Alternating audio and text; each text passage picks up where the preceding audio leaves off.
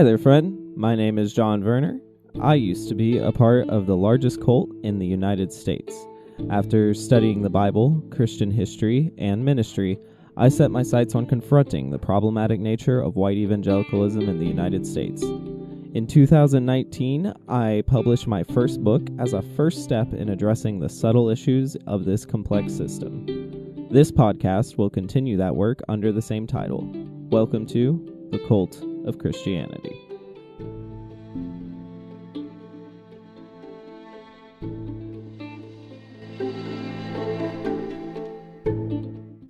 On today's show, we have Dr. Darren M. Slade, who is a highly accomplished scholar with a PhD in theology and church history from the Rawlings Schools of Divinity.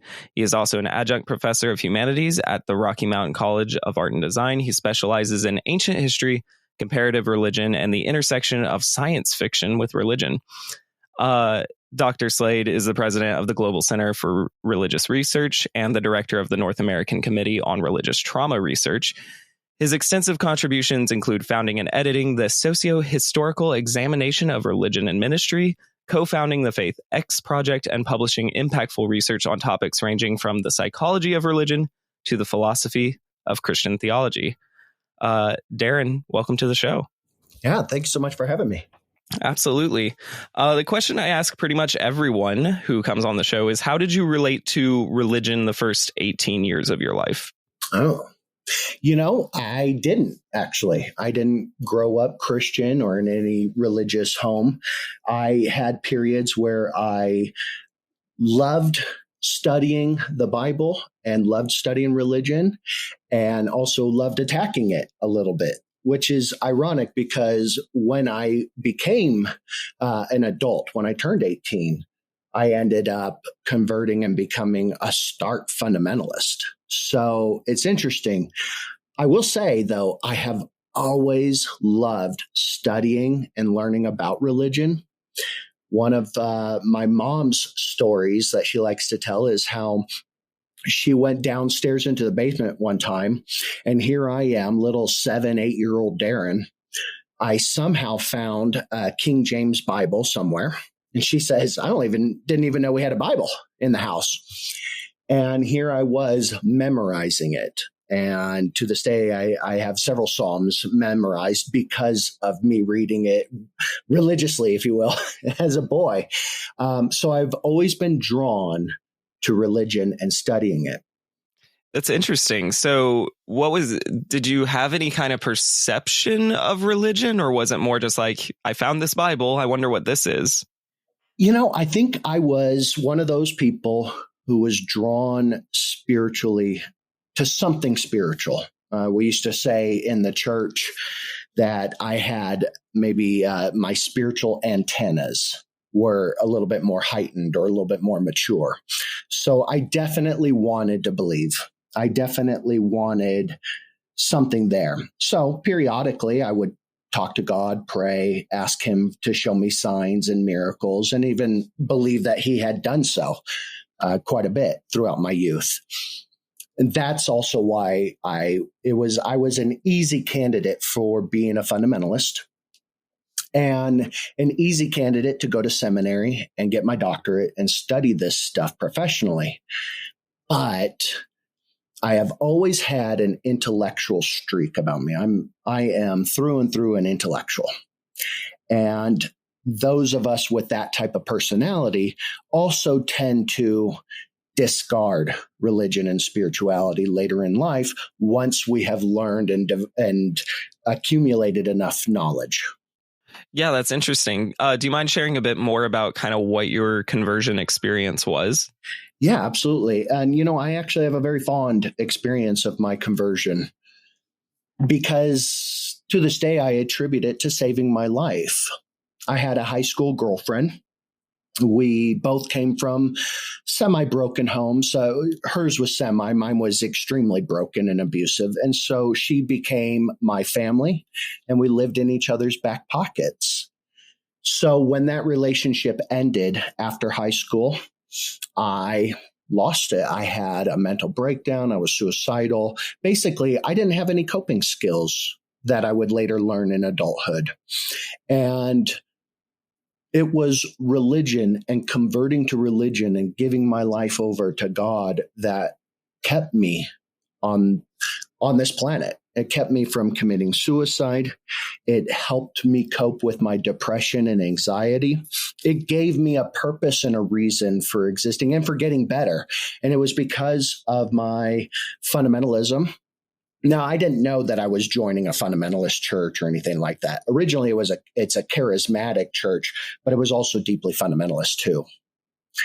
I didn't know that.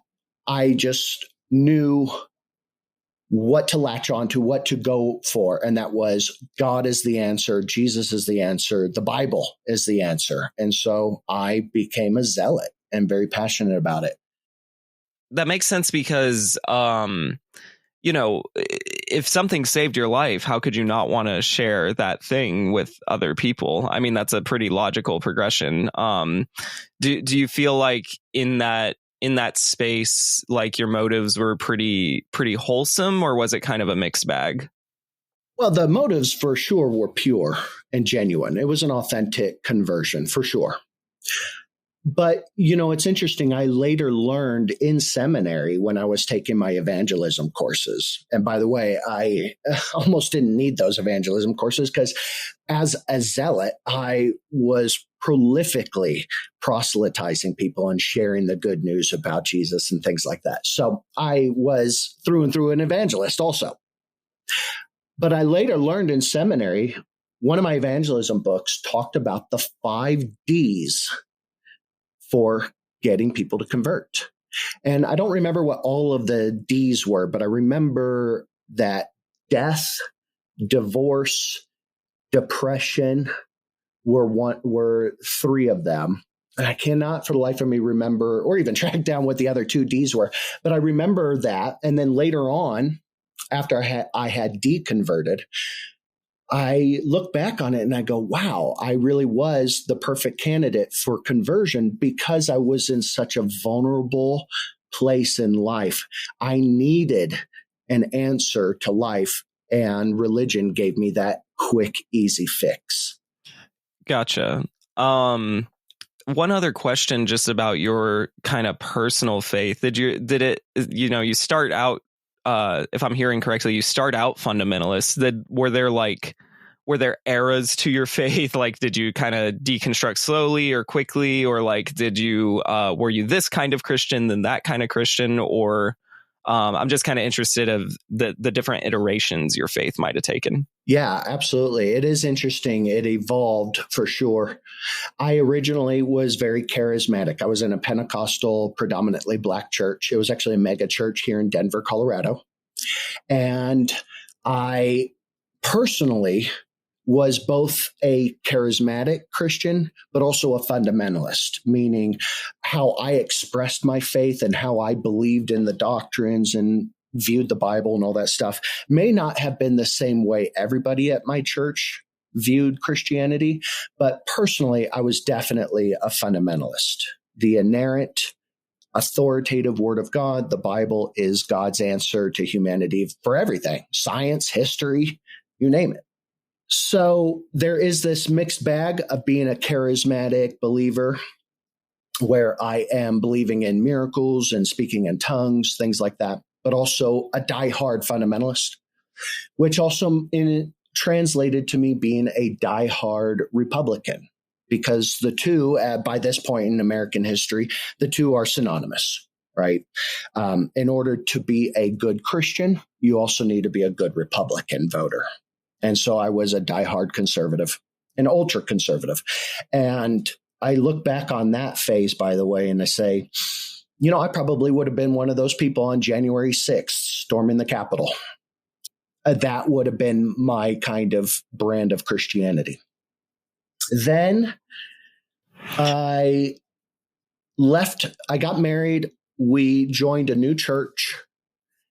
And this one was not as charismatic, was not as fundamentalist, and kind of eased up, but it was definitely evangelical. It was kind of Southern Baptist light. And that helped me to see and take on a new approach to Christianity that would probably be less fundamentalist and more just conservative evangelical. It was in seminary, and this is the kicker. I went to Liberty University for seminary, and I got such an amazing education from them. It's really too bad that the face of Liberty University had to be the Falwells, because their brand of Christianity, their way of doing things, and just kind of their lifestyle and their viewpoints and their politics really did not reflect on the professors or the students at all. It didn't represent them at all. I got such a great education from Liberty that I started to become more of what we think of as a liberal Christian. I definitely, because of Liberty, started to become a liberal in my politics, because they exposed me to so many points of view and exposed me to so much material that basically conflicted with what I thought was everybody's belief about Christianity, about the Bible and this and that. So I became more and more liberal. But in grad school, being an intellectual and kind of an autodidact that I am, I could not stop consuming academic literature. And so the stuff I was getting in seminary just was not quenching my thirst for knowledge. And I was just reading nonstop archaeology and reading research from the top-notch scholars, things that seminary really didn't actually expose me to. And come to learn that even taking on more of a liberal stance with my Christianity did not hold water. It was no longer intellectually justifiable. And so I started to deconstruct my faith. And by the end of my first year in my PhD program, I had completely deconverted and had become an atheist, because it was just the counter arguments, the counter evidence, the weight of scholarship, actual scholarship was just so overwhelming that I could no longer maintain my faith. And that's the evolution. Wow. Yeah, there's a few things you said that I wanted to highlight. One is I probably, it's probably very few of us who can understand what you mean by the education was good at a place like that, because I went to Moody Bible Institute and can relate to that very hard, where I'm like, Moody is a terrible place for many reasons. But I'm like, but the actual literal professors who taught me things were amazing. Yes, like right. we're truly good people. And taught me how to think critically, which is such a true irony, right? I relate to a lot of that. I also relate to the education was really good, but it was a lot of what I was reading outside of the classroom was like impacting me a lot more. So I also kind of understand how that works too. I'm curious, you identify as atheist now, correct? Correct. Yeah. So what's your view of kind of religion in general, and then also Christianity specifically now? Just what are some first thoughts that come to mind having the life that you've had? Well, it's a great question. And like all questions to an academic, there's no easy answer. Good. Let's nuance it, right? What version of Christianity are we talking? Is it the Trump cult kind of Christianity? Is it 1920s fundamentalism in America? So give me the type of Christianity. I tend to respect the form of Christianity that is outward focused and community focused, meaning they believe that they need to leave the walls of their church and actually make their communities better and meet the needs of their community. That I love and respect. And for a lot of people, religion in its different forms can be that saving grace that they need. I think of somebody like, the former lead singer of Korn, Head, who converted to Christianity predominantly so that he could beat his drug addiction. And it has worked for him. And I think that that's amazing. I think that's wonderful. Do I think that there are other more secular options? For sure. and that are just as effective? Absolutely. We know there are. And do I think that society or our species would be a lot better off without religion? Yeah. In some ways, yeah. I don't know if our species is capable of that.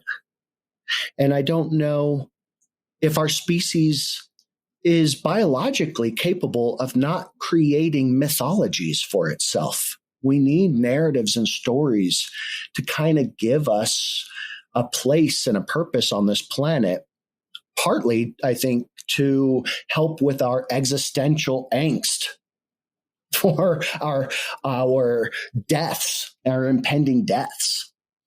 So I do think religion as a whole can, and oftentimes, and especially in its institutionalized form, it are the trappings of a pre-scientific form of Homo sapiens, that it is archaic and potentially outdated. The spirituality aspect, though, I know a lot of very spiritual atheists, and I think that is an often overlooked and discredited thing when it really shouldn't be. Yeah, nothing but 100% agreement over here with everything you just said. Specifically, I'm also uncertain whether humans can go without religion altogether. I'm also uncertain if that's really even a good goal. And I agree with you too that spirituality is a very different thing than what we're talking about when we're talking about both institutional and just kind of ideological Christianity. Or any other religion. You've already mentioned kind of this drive to study the academic parts of everything.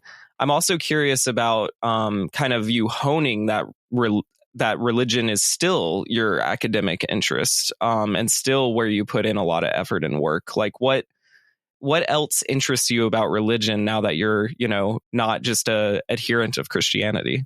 Oh, great question. I'll tell you. I think a lot of my closest friends and family will smirk at me when I say I'm probably an asshole, and they would say, "No, you're not." And I go, "Well, I like being controversial. I love controversial stuff. I love getting into controversial things, and religion, just like politics, were those the two things that you're never supposed to talk about at the dinner table, right? You're not supposed to talk about religion and politics in good company. And I love how controversial and crazy religion is. It is batshit crazy sometimes. And to me, that's the fun of it. I love just how complex it can get. And there are so many fields of study to tackle religion. You can come at it from archaeology and anthropology, sociology, psychology, history, right? Theologically, metaphysically, philosophically. And you're doing this with this understanding that you're not, hopefully you're doing this with this understanding that you're not even scratching the surface. There is so much depth to it. And some of our world's greatest thinkers who were conditioned to believe the dogmas of Christianity or of Islam or of Judaism and others, some of the world's greatest thinkers have probed and probed and probed the divine in all of its aspects and have truly come up with some very brilliant thoughts that secularists can adopt and go, wow, that's profound, or that gives me some ideas. So I love that religion is a topic that does not cease to amaze and astound and shock me. It's well put. And it's also fascinating, kind of that like crazy Venn diagram you laid out, where it's like, yeah, in a sense, when you study religion, you're just studying humanity, but you're almost like peeling back a layer. And when you're like, yeah, this has philosophical implications, this has sociological implications, this has implications about how we view things like race and gender, like every kind of facet of life that we talk about, there can be either a religious undertone or overtone to. And also, like you said, there's like a weird thing that you get to do even if you're not religious when you study religion, and that's kind of like cherry pick the nice parts and like take the profound parts without having to like subscribe to the dogma. That's a very, very good point. Yeah. And you know what? And I assume this is true for you as well, that it's not even cherry picking the nice parts sometimes. I think mass suicides or the mentality of cults of personality and the destructiveness of it is insanely fascinating. It is heartbreaking. And I want to be able to prevent people from getting involved in something like that. But at the same time, from my intellectual side, that is the bonkers, the macabre is also very intriguing and it's fun. Sometimes I'm usually too entrenched to find the fun to be transparent, but I will say as much, especially on, obviously I'm very interested in cults and how cults form and work. But like the interest is also just like it is in understanding like, yeah, this is kind of the worst parts of us, sometimes the most barbaric parts of us, sometimes the most animal parts of us can be found in religion. It is certainly a topic that goes beyond just the tropes and the cliches that come with it. And that truly is fascinating. And yes, the fun part for me is really in the ability to let your mind go places that I guess if you want to use the word secular society doesn't always grant you the freedom to go, or if you're like strict material rationalist, like being allowed to just use your imagination more in this field and study other people's imagination and study collective imagination. Like, yeah, that all is very exciting. I agree. Well, let me ask you, so is it fair to assume that your main interest in Christianity in particular is the culty aspect of it? Yes, I think that's probably, it might be a little reductive to say that, but not much. I mean, like it is pretty much, and to me, it's not, it's like, obviously there's the more clearly identifiable cult-like nature of certain Christian sects. But what fascinates me more is how like an ideology based on a mythology can basically function like a cult through different eras of history and adapt and still keep its power. That's kind of what's more interesting to me personally about it. And do you believe that the original Jesus movement in, the first half of the first century, do you think that it was a cult of personality, like Jim Jones kind of style? I don't know if I'd go as far as like a Jim Jones style, but I would certainly say Christianity started as an offshoot cult of Judaism. And I don't even think that's super controversial. But it really, again, it's always the thing is the word cult is subjective. And so like I use it in a very particular way. Other people use it in other ways. And that's all good and fun. And that's actually another thing that's kind of fun about this field in general, I think, is that depending on who you're talking to and what their own biases and beliefs are, it can actually be really fun to agree to disagree on a lot. And there's something about studying religion where I think there's more freedom to agree to disagree than certain other fields, which can be fun. I did want to ask you before I forget, like what do you see? I'll phrase it in kind of an absolutist way, but feel free to nuance it. What is the biggest problem with higher education in the United States, do you think? And it can be related to religion or just more so in general? Well, I assume we're talking about presently. What is the biggest problem?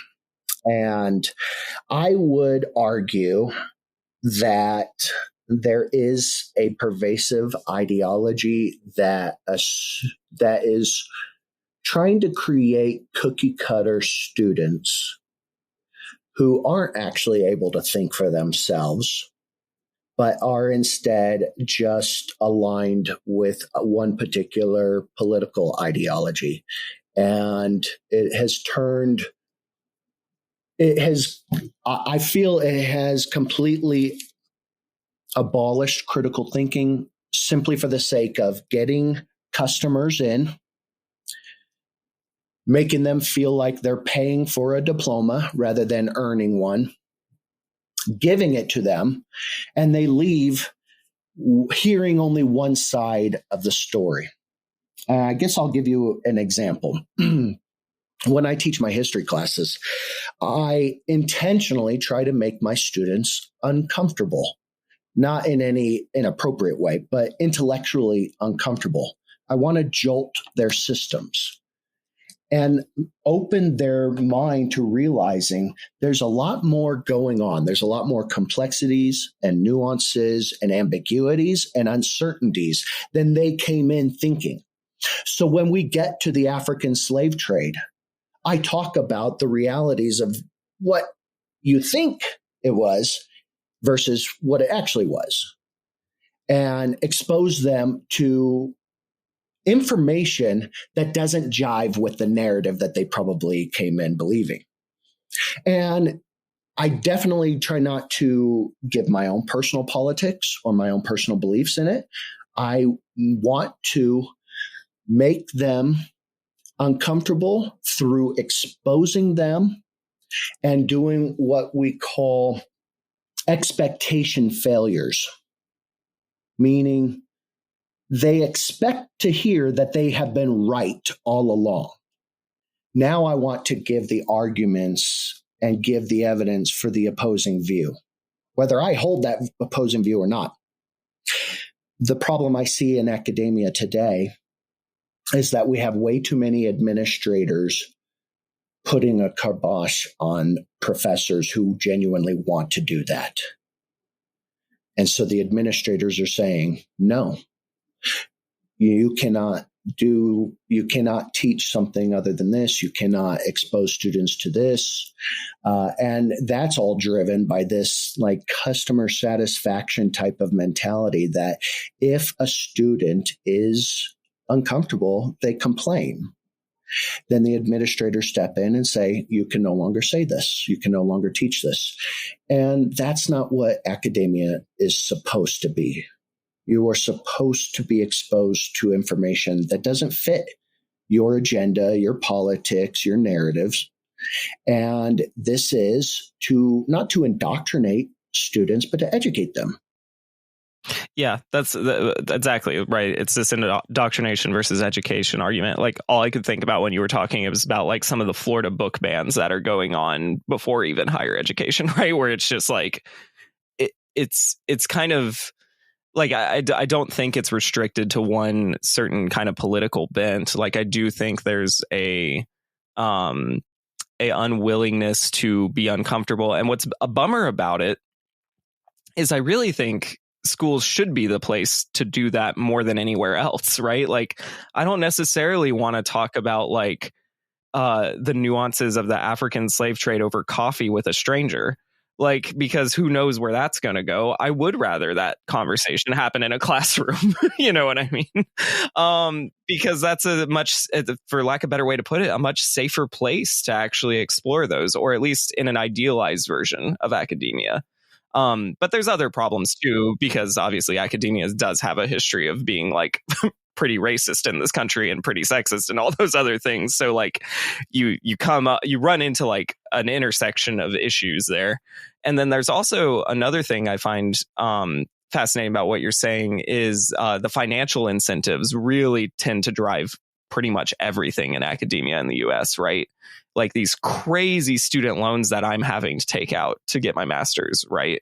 That like, yeah, my professors are great and I'm learning a lot, but like there's almost an expectation that I'm getting an A because I'm paying for it. You know what I mean? Like, and it's like, and they better not screw up my grades and they better make sure I graduate. And I will say one nice thing that's starting to come out of it, I think it's in the baby phase, but I think a good thing coming out of it is schools are investing a little more in actually getting people jobs once they're done with school, which has been lacking for, decades, is like an actual investment in, okay, let's not just give you a degree, let's place you at a job before you graduate. And like, I'm glad that like a school like NYU cares about that. But again, what does that sound like? That sounds more like training than education, right? And and that's fine, but maybe it shouldn't cost hundreds of thousands of dollars. I don't know. What are your thoughts to all that word vomit I just spilled? Well, no, exactly. I loathe the profit-driven nature of even state-funded universities and colleges. I loathe it because when you make profit and when you make money the driving force behind a research institute or an higher education institute, then the education part ends up falling by wayside. I think about things like the almost cultish obsession that Colorado and other sports fans had over Deion Sanders taking over the CU Buffs, right? And I'm going, hold on. 70% of college and university professors in America make below minimum wage, live below the poverty line. 70% because they're adjuncts. They don't get any health insurance or anything like that. There's no perks. And yet we're paying millions of dollars for a coach and a sports team, and the adjuncts aren't going to see a dime of that money. Their wages don't go up. It is insane to me that it feels like education has become the side gig for universities rather than the main aspect. Yeah, really well put. I mean, like, just anecdotally, like, I was having a conversation with one of my professors and I explained like how much his class costs me, you know, and you know, we learned that about a tenth of just my cost. Keep in mind, this is a class with multiple people, and this is an online class, so there's not even like overhead of room and board, or you know, there's no overhead, right? It's other than like paying for Zoom, I guess, you know. But like, he's getting a tenth of what I'm paying for the class because he's an adjunct, and like, and there's, you know, total for teaching multiple, you know, 10, 12 students. So when we, and this is a trend in US education, is hiring more adjuncts rather than full-time professors. That's right. Well, and it goes back to what you were saying as well, that almost this expectation of giving an A.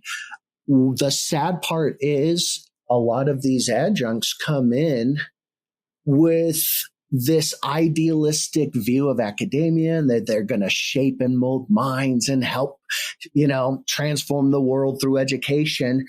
And it doesn't take long for them to go, oh, I'm not getting paid enough to actually read your paper. I'm not getting paid enough to actually give you feedback, because they learn fairly quickly too that when they do actually attempt to educate by giving feedback, grading a little harder, things like that, then the complaints come soaring in, which then means the admins are likely going to choose somebody else, a more personable professor who is just going to give past students, give them A's, and not have to deal with any backlash. Yeah, it's a problem. And I wanted to ask you just real quick if this also factors into it. What about, like, I'm thinking of colleges of all kinds. I think Christian colleges do this too in their own way, but even just like general higher ed. Do you think like the focus on rankings and prestige in higher education like can impact the quality of the education and student outcomes even? That's a really great question. And I don't know if I've ever thought about it in those terms with the rankings and stuff. What we do know is that the higher the ranking, you know, the more prestigious a university, something like Harvard, oftentimes rank the worst in terms of free speech and exposure to conflicting or alternative viewpoints. Those are tending to be the more indoctrination institutes rather than education institutes. So I don't know what that translates to. It does make me skeptical about what we have thought of traditionally as prestigious is no longer the winning factor here. Just because somebody went to Harvard doesn't actually mean they've got a brain anymore. Well, and it's also, not to be a crazy leftist that I am, but like, it also seems like the more expensive a school, the higher the ranking is, which is also like kind of points back to some of those financial incentives, which is also very suspicious. And again, I think points to this larger trend of kind of diploma milling rather than like even caring about education. Well, absolutely. And let me ask, because you'll know this better than I will. It's my understanding that a college's ranking gets higher the less they accept applications. Is that still true? Was that ever true? I don't think it's even a factor anymore, which is interesting. But yeah, I mean, it is true. I mean, I believe that like my understanding is that the trend is, yes, you're more likely to be ranked higher if you accept less students. But I think that's kind of going away. And part of the reason it's going away is people, generations after me are figuring out that it's not worth it, that these hundreds of thousands of dollars degrees are not worth it anymore. You won't pay back your loans. You will just cross your fingers and hope they get forgiven someday, because you just will not pay it back. It's impossible. Like by the time I graduate with my master's, I'll, be like in the triple digits of debt, and like, it's not even like, and I'm saving a lot of money. Like, I want to be clear, like I'm actually not paying as much as some people are paying for their undergrads. It's just it's a mess, and we've already touched on how, like there's almost this indoctrination versus education thing where undergrad students are taught what to think rather than teaching them how to think. Do you think that's worse at Christian colleges? Ironically, I'm not so sure that that is the case. And of course, this is anecdotally, but the people that I know who can think the best are the ones who attended a private institute that was associated with a church or a synagogue or something. Ironically, though, of course, those places do tend to produce atheists or non-believers. So they teach so well that they actually end up helping their students deconvert in so many cases. So I'm not so sure. And this Sorry, just real quick. I mean, it almost points to the whole thing we're talking about, right? It's like most things, like, first off, students are smart. Young people are smart. If you present them like an opposing side, they're not automatically going to convert to it, even if you give the other side's best arguments. Like Christianity has some apologetic arguments that tickle your brain for a while. And like, I don't think it's actually harmful to teach those. And I'm full on board with like, we need to like, be okay with exploring ideas. I obviously think Christian ideology is very problematic, hence the work I do. But it's shocking to me how unfamiliar like the average person is with basic Christian arguments, because people just reduce it to a personal faith choice that can't be explored in any kind of intellectual capacity. Yeah, absolutely. And I think there is also this driving push when it comes to Christian universities to make them appear more legitimate and to be legitimate, because they know they're getting a bad rap. They know they're looked at as just foolish zealots. And so they go out of their way to do the opposite of what people would expect. They do the opposite by exposing their students to conflicting information and alternative viewpoints and this and that. Whereas in maybe a state-run university or something like Harvard that's got such a prestigious name and tradition to it that they have become complacent. They say, just the name Harvard, just the name Princeton means you're getting a great education, so we don't actually need to provide you with an actual education. Yeah, I could see that as a problem for sure. I'm sure there's still very brilliant minds at Harvard. I know there's brilliant minds at, my soon-to-be alma mater, NYU. But there's a dynamic problem with like and I think it is primarily driven from this financial stuff. Let's expand the conversation a little differently to just some of the problematic nature in general, to kind of like this idea of studying religion. There's religious studies degrees at all sorts of universities. And then there's also like Bible degrees at Bible colleges. And then there's like general studies at Christian colleges. Like there's this whole kind of weird spectrum of religious study. But just to pose the question kind of generally, what are some of the problems with conducting religious research or learning about religion in general? Well, immediately what comes to mind is the distinction between what we call critical scholars and confessional scholars. So the critical scholar views hypotheses in all of religion. Whatever it is that they're studying, there is a hypothesis that is to be tested. They're going in not with the mind, and I should say ideally, they're going into the study and research with an open mind. Where is the evidence going to lead me? I have a question I'm proposing. Let's see what comes of the research and the data. A confessional scholar, and we probably want to put scholar in quotes under this category, is somebody who already has the conclusion in mind and then is going in search of the data to prove it, which is obvious confirmation bias, right? The confessional scholar is usually the apologist and the theologian. It is somebody who studies church history, but believes that Jesus really is the Son of God. The Bible is the inerrant word of God. And so church history is nothing but the manifestation of God's providence over our evolution the last 2,000 years. And so when they come at history with those glasses on, they ended up being blinded to a lot of the stuff that conflicts with the dogma they've already accepted.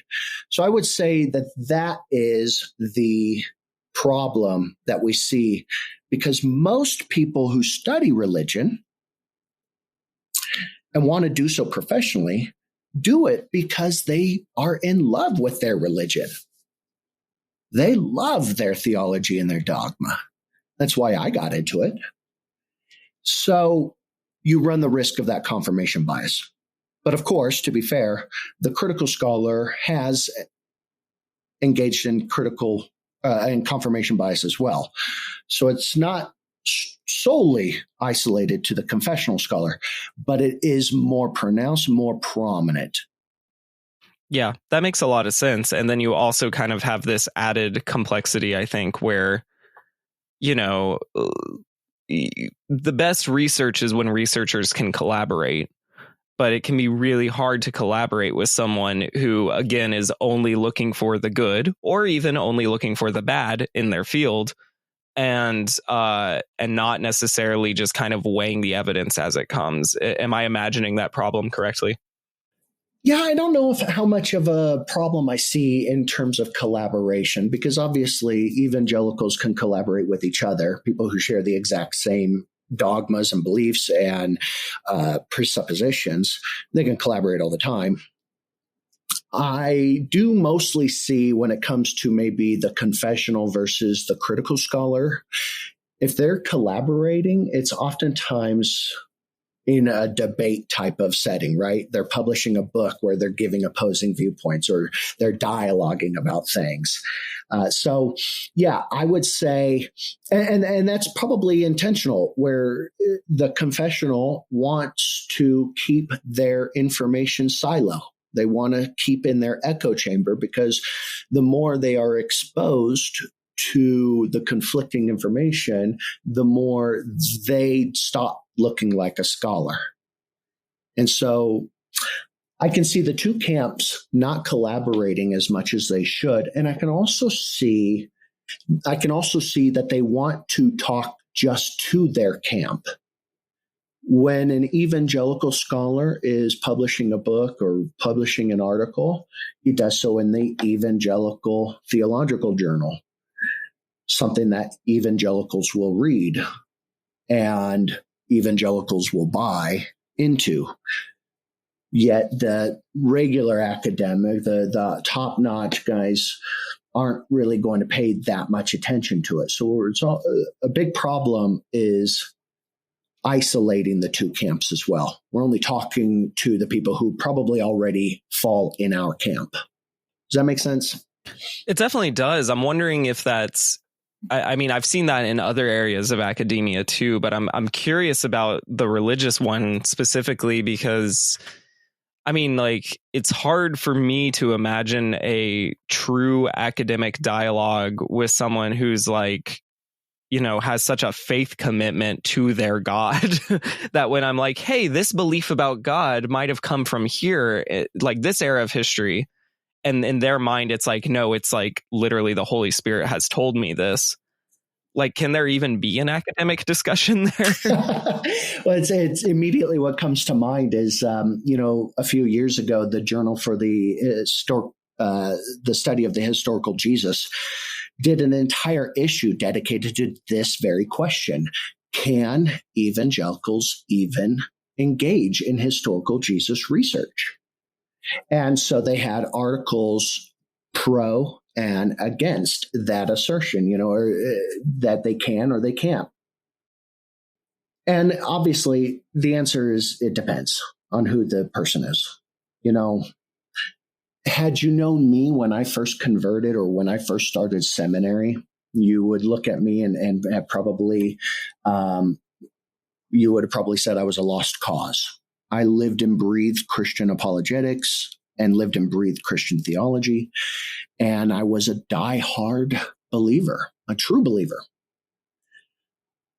So you never would have thought that in my career, I would end up being a critical scholar and really doing hardcore research that went against my core beliefs. So it depends on the person. Yeah, and that's a fair answer.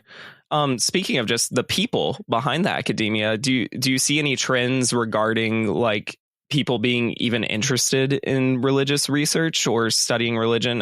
Particularly, like, I know you do a lot of like kind of novel religious research, and like, I feel like in some sense, a lot of religious research has just been more like kind of history and sociology, but not necessarily like literally like diving into what people believe, how they believe it, and doing more than even just self-reported surveys, which are also very important and lacking. But is there even an interest in doing like intensive religious research, or is that trending upward or downward? What do you think? Oh, absolutely. And this could just be my own spotlight effect, where I think because I'm enmeshed in it, that I think a lot more people are on board than they actually are. But yeah, I'm consistently seeing tons of students, both undergrad and grad. In fact, I have I'm mentoring and doing a tutorship with a student at a completely different university here in Colorado. She's an undergrad student. She's just enamored with mythology and the overlap between some mythology and pagan beliefs and religious trauma. So definitely, I think the entire field of the psychology of religion is blossoming and is a big deal. As you know, religious trauma is on an upward trend in terms of research. I'm constantly getting people sending me, hey, we just did this research, we just did this study, things like that. So I do think when exposed to the topic of religion properly, as opposed to what you might think of like at a Catholic school where the nuns are whipping you right, and they're indoctrinating you, rather than making it as fun and exciting as I like to think I make it, then yeah, people's ears perk up. They get this shimmer in their eye and they're saying, yes, this is actually pretty cool stuff. And I think specifically with what you're talking about, the psychological aspects of it is probably on an upward trend, not plateaued. Yeah, and that's good. It needs to improve because, I mean, there's a lot we don't, it feels like there's a lot we know, but we can't prove yet about both religious trauma and just like even thinking about like Christian nationalism, which is much more of a buzzword than it used to be. Like there's just so much that we, especially those of us who maybe were in it or adjacent to it, like we know, but like we can't like show you on a piece of paper yet exactly how it all works. And so I'm just hoping we get to a point where there's more we can show on paper. Not that it'll necessarily change a ton of minds, but just because I think we can like always improve better as a society once we truly understand something, even if it's a problematic thing. Yeah. And I do think that there is an increase in publishing and an increase in academic literature on these things, probably maybe too much. And I say that because I get the sense that academic publishing is oversaturated. That is a problem because once you get to a point where there's so much research out there, you can't possibly even hit the core parts, right? That maybe the peer review process isn't as stringent as it used to be, kind of thing. But on the positive note, yes, I think that there's a lot more research and a lot more information now than there ever was. On the downside, going back to our talk about some of the problems with higher ed, we are seeing an enormous amount of philosophy departments and religious studies departments closing because they're not, math and science and that's really disheartening because, as we said at the very beginning of this, religion is very much the essence and core of the human experience, whether you like it or not. I literally can relate just about anything to religion and show how we view the world, how we experience the world can be traced back to some kind of religious indoctrination, mythology, something. And to completely ignore it and not teach students how to dissect it philosophically, historically, whatever, is really doing a disservice to the future generations. I would agree. And it's hard, right? Because I mean, not to be again put on my Antifa hat here, but like the whole capitalism kind of ruins everything here. Because in the sense that that like, yeah, you want religious studies, you want philosophy, you want sociology, like all these things are super important, but the amount of jobs in these fields are like going away. Like they're just non-existent. And so like, I feel for like the students who are like, okay, I get a degree in religious studies and do what? And like, how do I make money? Like at all? How do I, especially if you want a family or, you want to build any kind of like generational wealth, you're just kind of out of luck if that's your interest. I say this all as someone who's like, a journalist getting a degree in journalism, right. Like where jobs are also decreasing and like going, like I'm like, it's all very scary, but like, yeah, it's like, the work to live or live to work paradigm. It's like, well, we still need to know these things and understand these things to make a life worth living, at least in my opinion. Well, absolutely. But I would also maybe argue that this is where we went wrong in higher ed to begin with. When higher education first got started, and especially in its heyday, it was not about job training. It was not about getting you into the marketplace so that you could make six figures. It was about enriching your life. It was about growing your brain. And that's where we lost a lot of the essence and spirit of higher ed. Was we started saying, get a degree so that you can get a good job and become a cog in the capitalist wheel, right? And instead, it should have maintained the stance that you are learning because learning is good. It is an end of itself, rather than you need to become a stockbroker. I don't know, become an economist and other things. When you may yourself not even actually have that passion, but it will turn a profit for you. Yeah.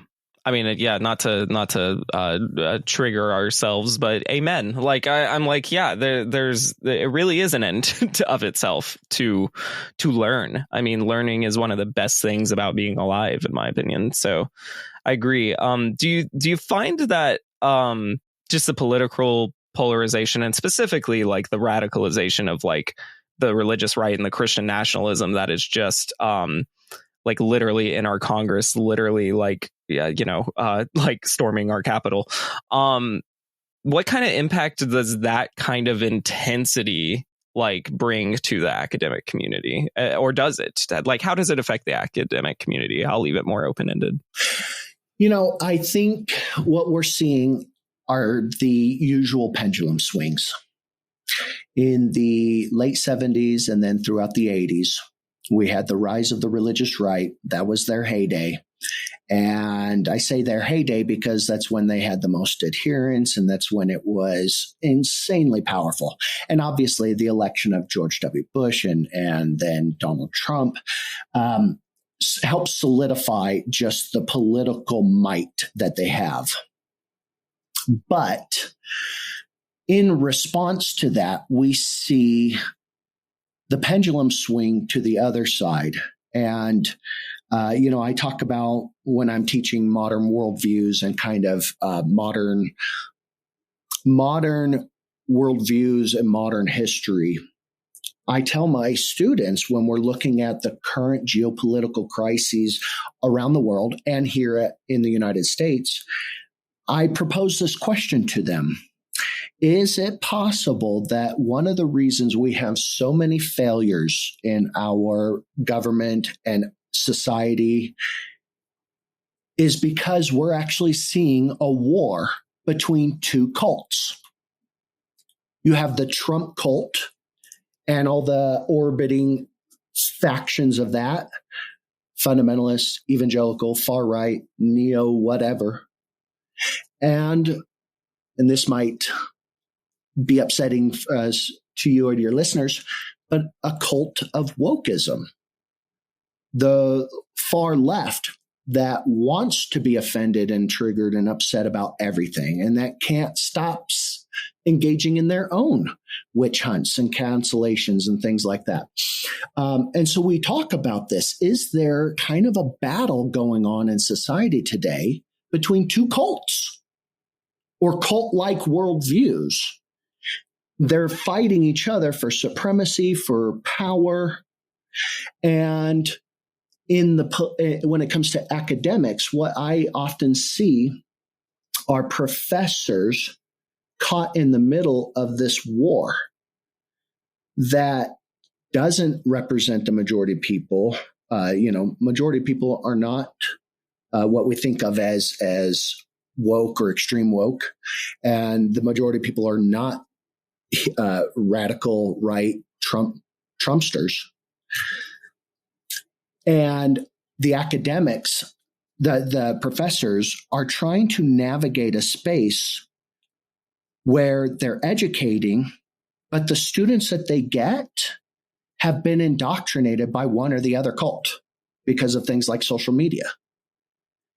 And so, and then, to top it off, then you get administrators, and this is probably geographically based. So wherever you're at, regionally based, but the administrators are either members of one or the other cult trying to dictate what the professors ought to be teaching. So yeah, I see a pendulum swing. Yes, the far right rose, and yes, they are deplorable. And then we see this reaction that is just as toxic in many ways. Does that make sense at all? Sort of. I don't buy fully into that paradigm. I buy parts of it, though. The parts I agree with 100% are that human beings in general, like, do want to think they're right no matter what. Like, that's just a very human condition type thing. And I do think that sometimes the righteous indignation becomes righteous because it's indignation, and that's not okay.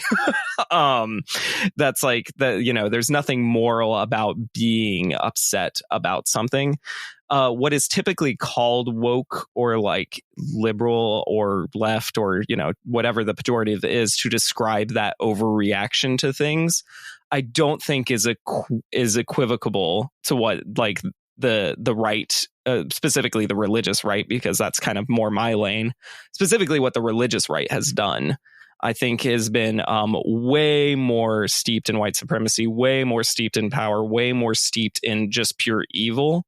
Whereas the reaction that sometimes bleeds over into an overreaction is much more forgivable in my worldview because of what it's reacting to. If we're talking in purely ideals, yeah, it's most ideal to be a great person all the time, but just no human being can do that. No group can do that. And the biggest pushback I have is I just don't think wokeism is cultic in any sense of the word.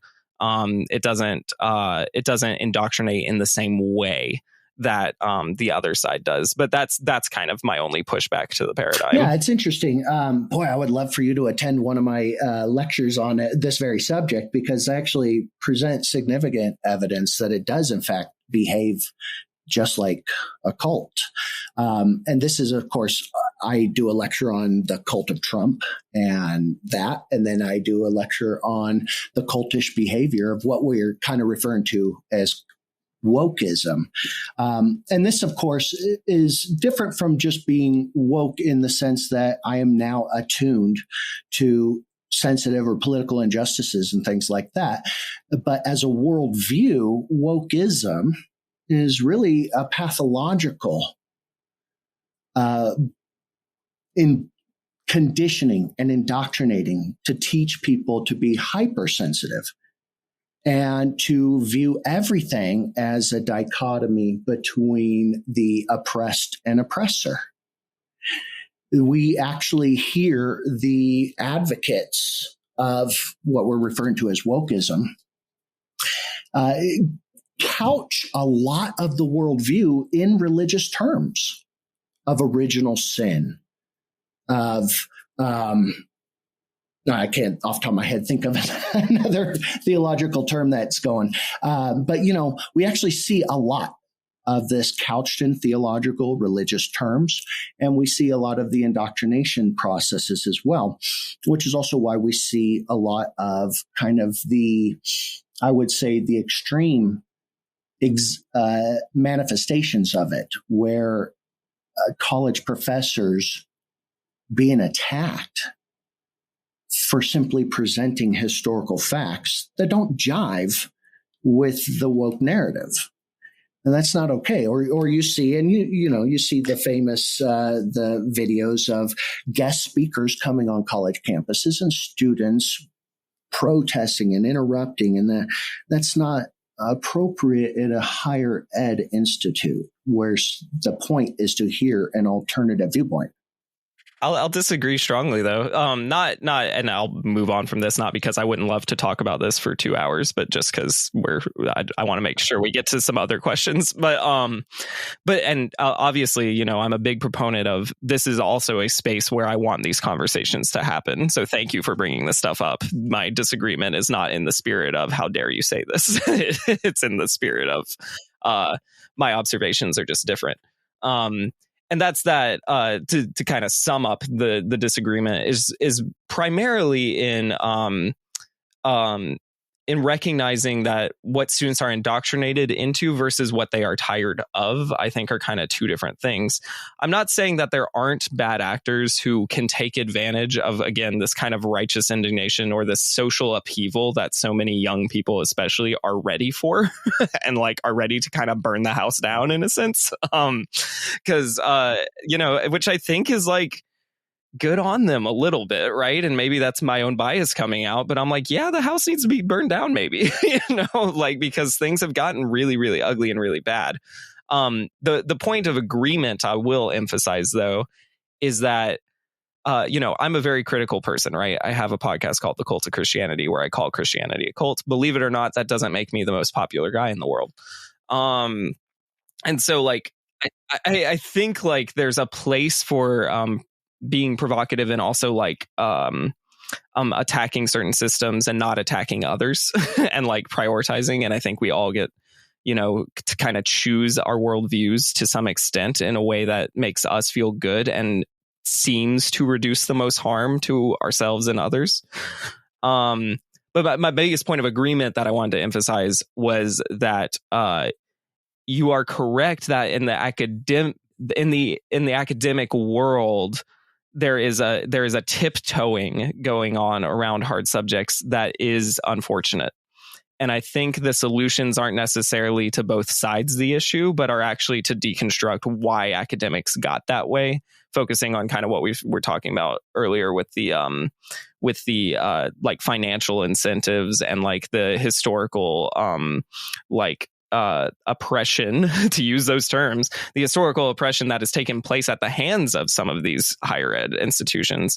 I'm pretty critical of higher ed and its history and how it's kind of propped itself up. But yeah, that was a lot to say that. And again, I feel like this could be its own podcast episode. So I'm trying to close out the conversation, but it's very hard. But I do want to give you the last word on that before moving on. You know what I absolutely love is that you are passionate about it, that you want to see change in the world, good change, and that you want people being involved. Right? Too much of Gen X, if you will, for instance, just sat on the couch and watched Beavis and Butthead and didn't really participate in society and didn't actually do much to make the world better. And so I love that. And I love that about this coming generation. They are informed more than a lot of their counterparts in previous generations. The big problem is when we start letting, and forgive the pejorative nature of this analogy, but we can't let toddlers drive the car. Before we burn the house down, perhaps we ought to learn, does it need to be burned down? Is there a reason why the house is there? If you burn this house down, is there going to be unintended consequences? And so I see too many, to keep with the analogy, too many young minds who are not fully mature and developed yet. Their brains literally, right? Their prefrontal cortex is literally not fully developed yet. Carrying torches, ready to burn shit down, rather than pause and learn for a second. And there's a nice spot for us to agree. That like, honestly, and I think a lot of like the, I'm of the last generation who can remember kind of a pre-internet world. And I'm very grateful for that. And like, I do think there needs to be discussions about how the psychology of human beings is rapidly changing with people getting social media or interacting with other kids as early as 7 years old. I mean, like, this is just a reality we're swimming in now that I think is going to change a lot of things and what that does. And I agree with you that, yes, they may have more information, but certainly have less wisdom. And I think that's like a real problem. To transition back into the original topic, though, what are some of the biggest changes that you see needed in the area of religious research? My particular interests and passions are so niche that I'm not so sure it is a call for academics in general to change something. For instance, I would love to see far more research into topography and geography and its influence on the origins and evolution of Yahweh, the mountain storm god, and figuring out, did he come from what we think of today as Northwest Arabia, or did he come from north in the Syria, Lebanon area? And topography is really actually going to help us determine this. So maybe that could be extended out to a broader thing of don't get into, I'm only going to study from an anthropological perspective. Draw in from the minds of draw in from the amount of information we've learned from sociology and archaeology and all these other things. So perhaps a critique might be that we get so focused in our specialization. A sociologist only studies from sociological principles and doesn't take into factors like morals and ethics that actually might influence and help them understand some of the sociological aspects. Does any of that make sense, or did I just kind of blow a bullshit answer? It is funny because I feel like anytime you get into a discussion about academics, you inevitably like start using bigger words, and then you're done, and then you're like, wait, what did I say? But yes, it made tons of sense. I agree that the area of religious research probably just needs more seats at the table, right? With more different kinds of expertise rather than only those who are just interested in the religion. Is that similar to what you're thinking, or are you thinking something a little different? Yeah, I think so. We naturally have a tendency to get into our little silos, right? And only speak to ourselves, basically, and to the people who parallel us. And we got to break out of that for sure. We not only want to make learning and actual scholarship accessible, but enjoyable to the general public. And we want to help inform our colleagues to do a better job, to consider things that maybe they haven't considered before. Definitely. So obviously, podcast is called The Cult of Christianity. I will pose this question, and you will probably guess what my answer is. Do you think the way that most American Christians approach academics is honest, or maybe furthering a potentially cultic agenda? Now, what do you mean by honest? That's a great question. Maybe like honest in the sense of they just want to pursue the academics of it. And you're talking the general public, or you're talking specifically evangelicals? I'll keep it broad enough to say American Christians, but like American Christians pursuing maybe any kind of academics, not necessarily just religious ones. Like, are they? Because part of what I believe, I mean, is that Christians kind of have like an unshakable bias when they're doing anything that runs deep. Obviously, the more fundamentalists or the more evangelical, the more likely it's on the sleeve. But I'm just more curious. Do you think like Christian and academics is already problematic just by them being there, or is it a lot more complicated than that? Well, the answer is always going to be it's a lot more complicated. It doesn't matter what it is that you're talking about. I would say that people like me and some of the colleagues that I am in frequent contact with are living proof that you can be a fundamentalist, get into higher ed, and change your mind.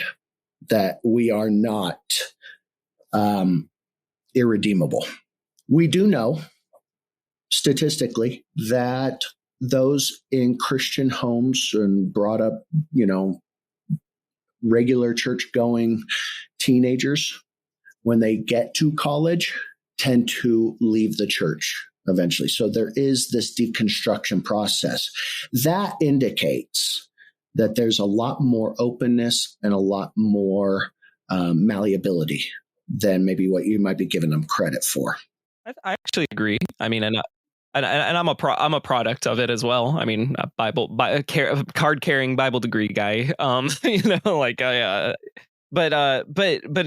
as far as once they establish themselves in academics, what do you think about that?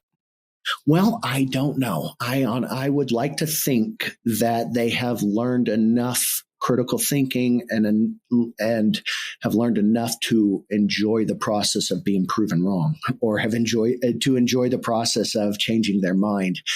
I know for me, again, anecdotally, The people I associate with love changing their minds, like revel in it. So do I. So it's hard for me to imagine that just because somebody is a card carrying church member of a church and isn't willing, even in their professional career. I will tell you, though,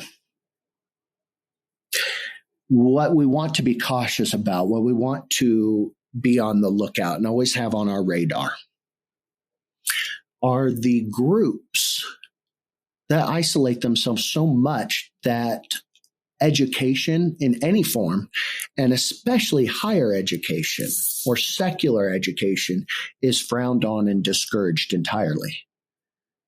We might automatically think of something like the Jehovah's Witnesses, who notoriously do not go to college on purpose.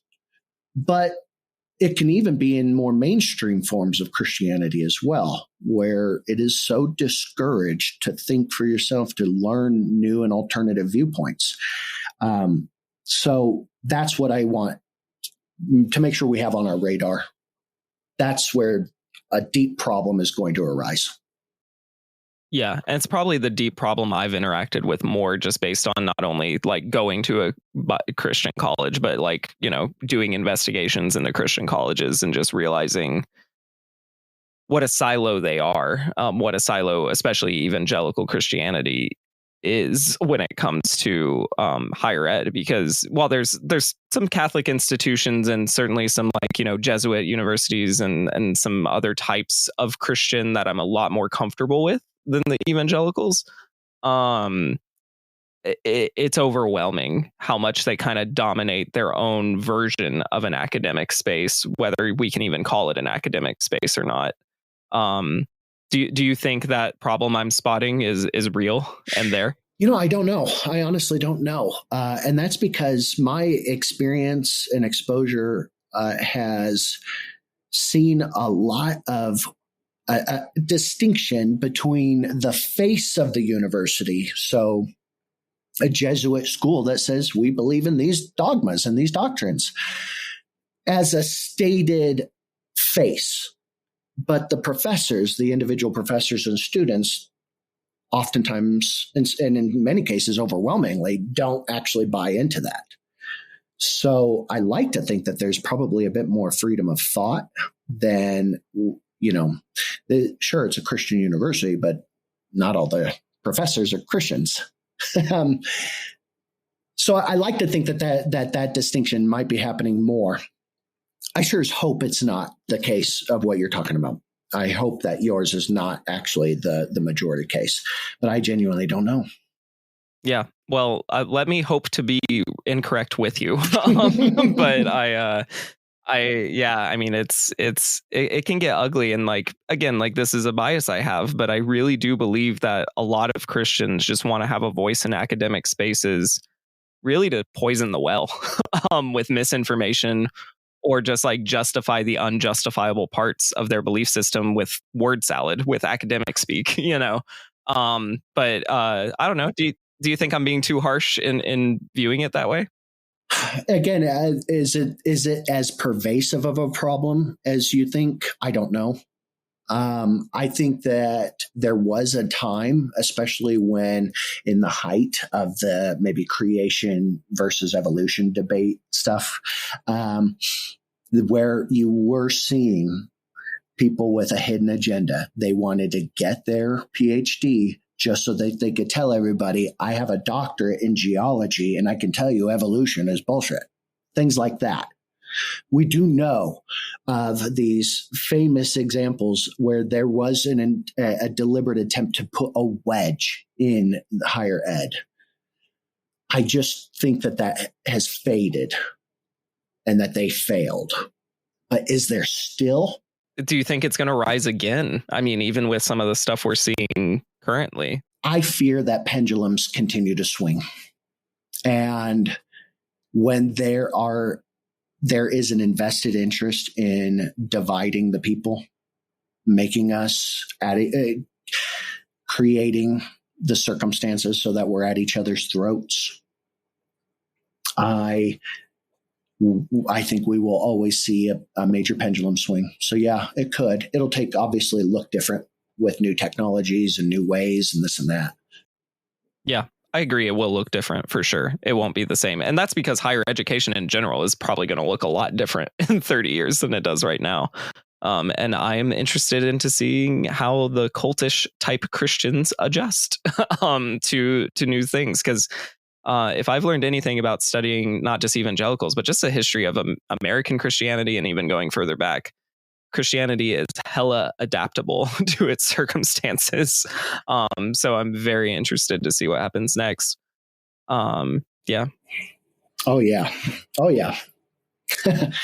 The research will never end as long as it survives and keeps adapting. Well, and that's why you and I are going to be around to keep having conversations. Darren, thanks for coming on. Where can people find out more about you and your work? Especially, the Global Center for Religious Research is probably the most interesting thing for my audience. Tell them how they can find out that information and where to go and all that good stuff.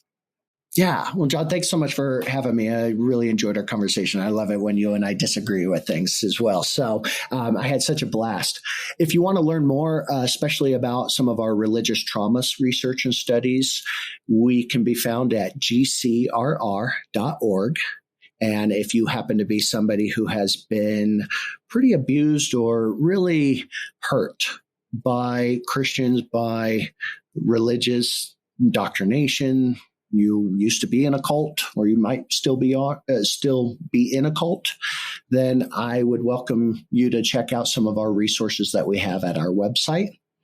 The best place to go for that is gcrr.org/RT, R for religious, T for trauma, RT. And you'll find a ton of resources and just know you're not alone with all that. That's the easiest way to find more about me and the research I'm doing. Awesome. Darren, this is a blast. This is the final season of this podcast. Otherwise, I'd invite you back. But I look forward to further conversations you and I will have down the road. I'm sure we will stay in touch. And this was a blast. Thanks for coming on again. Thank you. And thank you, listener, for stopping by. I'll talk to you all soon.